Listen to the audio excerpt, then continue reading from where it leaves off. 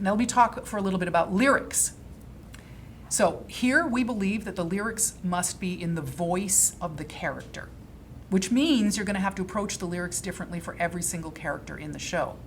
The same is true of the dialogue, and at the end of the day, the lyricist should be looking to their book writer to help them understand the voice of the character so that when a character goes from speaking to singing, it's seamless and it feels like it's the same person who's doing that, even if it's two different people writing that. I talked already a little bit about why I felt you shouldn't mention lyrics in a song outline. Here's the other reason. When you're writing the rough draft, the other reason I don't think you should mention a song in there is because this is the book writer's opportunity to discover the voice of the character that the lyricist will then completely steal.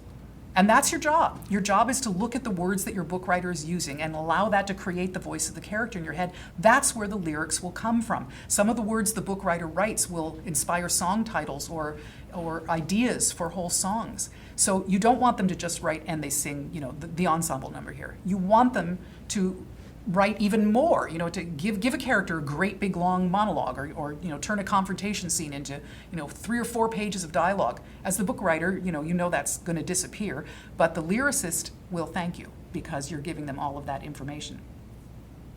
A number of years ago, Stephen Sondheim was in LA, and we were lucky enough to get him to come and do a Q&A session for our NMI members. We sold out the Colony Theater, 350 seats, in 1.5 seconds online. We crashed our website. Anyway, it was awesome to have him, and obviously people had a lot of questions to ask him about craft. And he made it very clear, when he was asked about this, about writing songs, he said that he would never, ever in a million years start to write a song until he had heard what the book writer wrote so he knew what the voice of the character was. He said he just wouldn't do it. He would never write a song until he heard the voice of the character from the book writer. He's had a lot of different really great book writers, but he relies on them. He understands the importance. Sondheim in particular, of course, is, I think, absolutely brilliant at perfect prosody, perfect rhyme, things we're going to talk about more. But he never, while he's doing perfect craft, he never loses sight of the want and the need of the character. It's always really, really in there in the lyrics. And one of my favorite lyrics of all time is from Sweeney Todd. And it's from the first act finale, Have a Little Priest, which is, devolves into this silliness about all the different kinds of people that they could kill and bake into pies. And they're laughing about it. Mrs. Lovett and Sweeney are laughing hysterically about, making jokes about the people they're going to kill and put into pies. And the audience is laughing hysterically. I saw the original Broadway run with Angela Lansbury and Len Cariou. And we were all laughing hysterically at this number. When we came back after intermission, that's when I suddenly went, uh-oh, this isn't going to end well.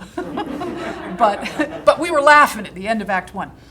So that lyric could just be all of that. It's a list song. Essentially it's a list song and it's hysterical.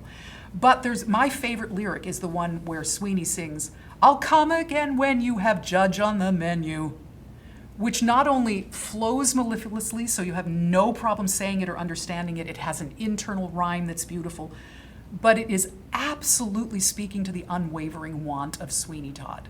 He wants to take vengeance on the judge for what he did to his family. So in the midst of all this silliness, he says, "I'll come again when you have Judge on the menu." So, pretty cool stuff. So that's part of why in this room too, we are real sticklers for pure rhyme and perfect scansion, which we'll talk about a lot. Now, over the last few years, many, many Broadway musicals, especially the ones that have been inspired by more popular music, tend to use impure rhymes, slant rhymes, near rhymes, whatever the words are that you want to use for them. Now, often they're used quite purposefully because the pop music that they come from, that they're emulating, in pop music, those rhymes are preferred. In pop music, often, if you're taking a pop writing, songwriting course, and you bring in perfect rhymes, they'll laugh at you and they'll say it's kitschy and it just sounds sort of icky. It's better if you use euphony, which means that the vowel sounds are similar enough that you get this sort of really nice stuff going on in your mouth. But you don't worry so much about the consonants because when you match those up, then it starts to sound kitschy, they think. So they purposefully don't use it. And that's why a lot of that shows up in Broadway musicals that are using more of that kind of pop art form. Now, I believe, and what we try to teach in this room, is that even if you are trying to write a pop musical, there are some elements from musical theater writing that you can still bring in without giving up the craft, that the style that you're going for. And the reason for that is because in a musical, we need to understand those lyrics in the moment that we're hearing them. In a pop song, you're going to hear it on the radio, you're going to be doing your vacuuming, you're going to be on a road trip, it's in the background, you sing it with your friends. Maybe the first 3 or 4 years of your favorite song, you got one of those lyrics wrong, and somewhere along the way you find out, oh man, I always thought that was this, but it was this. And it doesn't really matter because you get lots of opportunities to hear it or, check in with somebody else and say, I don't understand that line, what is it? In a musical, someone buys a ticket and they sit down to watch the story of your show, and they need to understand the lyric the moment it's hitting them, or they're actually going to start to lose the story. And so that's why we think it's important to stick to pure rhyme, even if you're writing pop-style music. Now, that doesn't mean you have to rhyme every 2 seconds. It's going to sound, if you don't have to write rhymed couplets, or you don't have to write, a rhyme schemes. Your rhyme can be rare, but when you do rhyme, we feel it's really important that it be pure. Now, you guys can make your own decisions in your own musical theater writing careers. If you leave this course going, I don't really agree with that. I think slant rhyme is perfectly fine, and I'd have no issues with it at all. That's fine. That's absolutely fine. That's a decision you get to make. But we are going to push you while you're in this room to aim for pure rhyme while you're here studying. Give it a try. If at the end of this year you decide you don't need it, or sometimes you do and sometimes you don't, that's your choice, and that's perfectly reasonable. But we don't want you to avoid pure rhyme because you can't do it, because you're lazy, because you can't be bothered.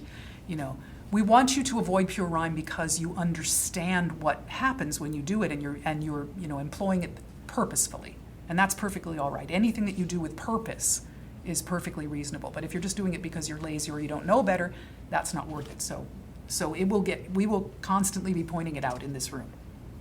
So learn to do it perfectly, then make your own purposeful decisions about whether to keep doing it or not. Now, a word you're going to hear a lot in this room is prosody, Prosody, prosody.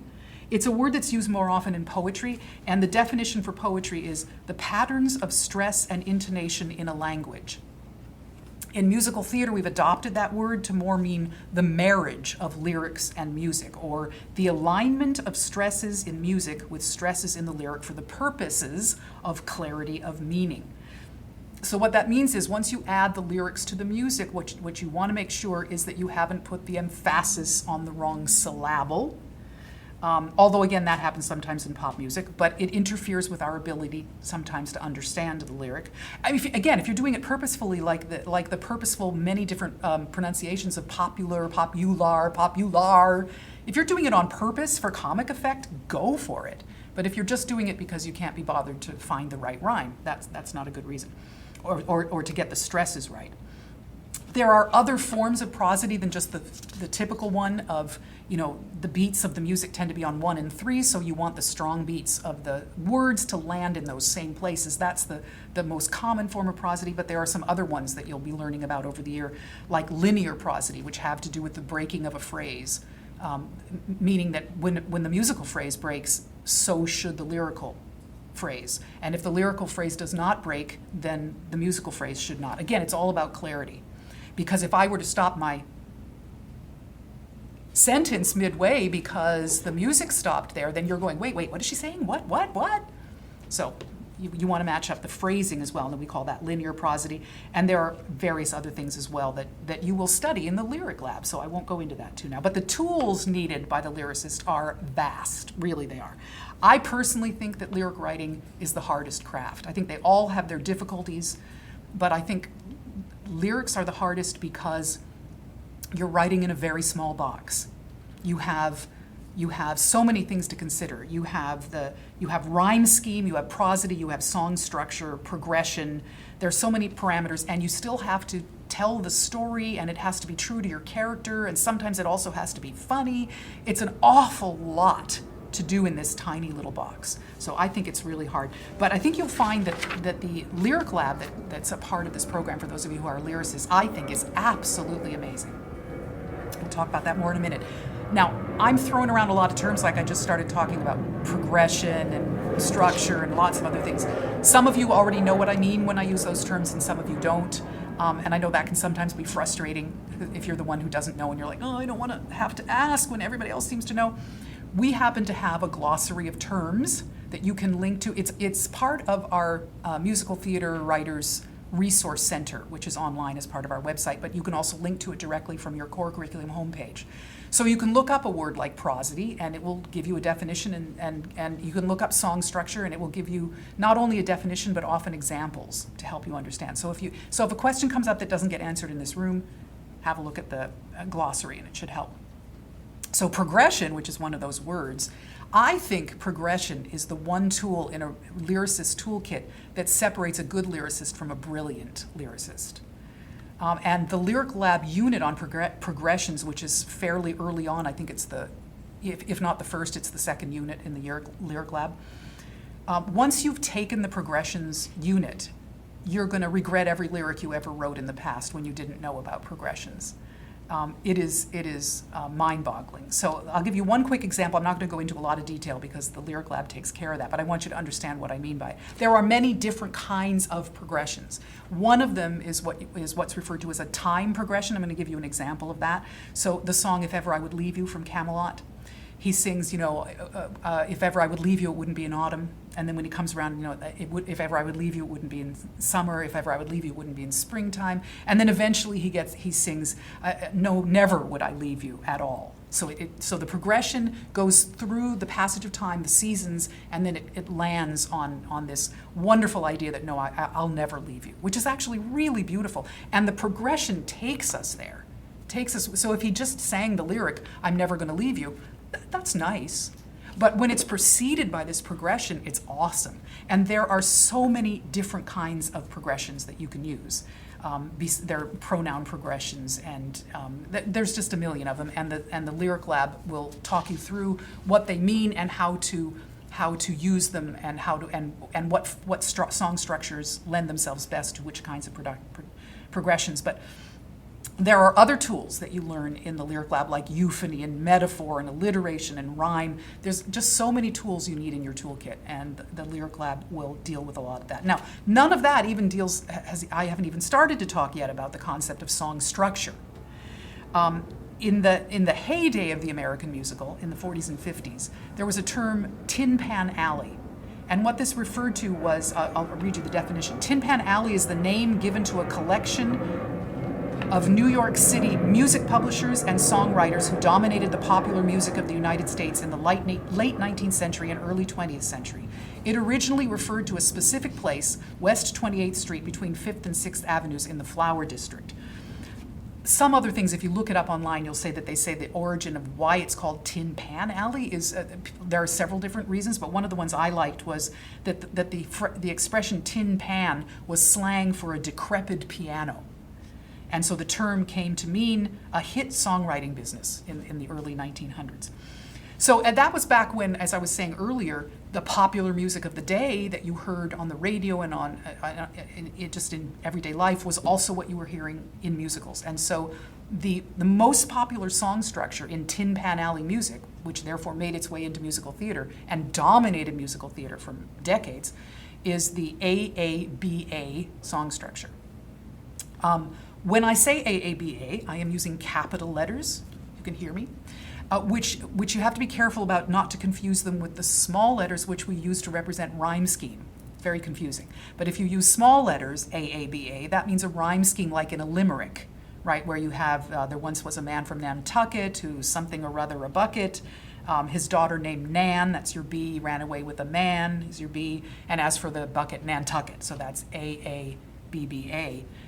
Small letters. So the capital letters AABA refer to the structure of the song itself, not to the rhyme scheme. And a typical AABA song, and this is the exact definition, there are many variations, but the exact definition is that it is a refrain of music that has 32 bars of music. The first 8 are considered the A section, the first A.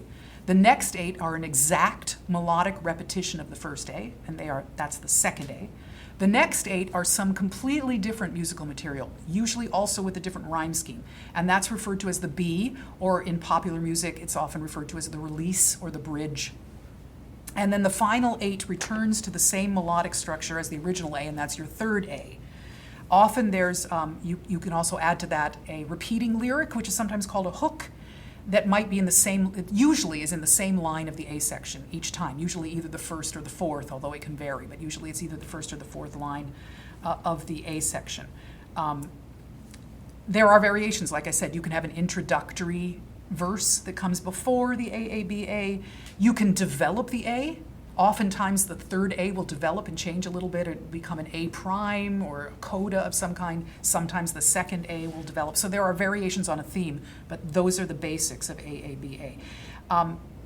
There are other structures, many other structures. There's ABAB, which is similar to what in country music or folk music they might call verse chorus.